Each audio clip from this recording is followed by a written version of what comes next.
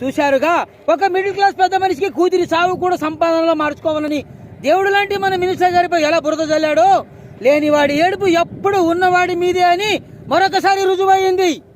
Over to studio. నీ కొడుకు చేసే ఘన కార్యాల వల్ల చాలా మంది పెద్ద మనుషులు ఫైనాన్షియల్ గా సెటిల్ అయ్యారు. పరాయి వాళ్ళ పగ తీర్చే మాలాంటి ప్రొఫెషనల్ కిల్లర్స్ కూడా సెటిల్ అవ్వాలిగా. మా ఎన్డీటీవీ తరఫున మీకు కాంగ్రాట్స్ సార్. నేను మిమ్మల్ని ఎక్స్క్లూజివ్ క్వశ్చన్ అడుగుతాను, దానికి మీరు సమాధానం చెప్పాలి. అసలు మీ అబ్బాయి మగాడే కాదు, పెద్ద శిఖండి అంటేగా.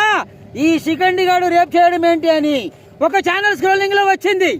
దాని మీద మీ రియాక్షన్ ఏంటి?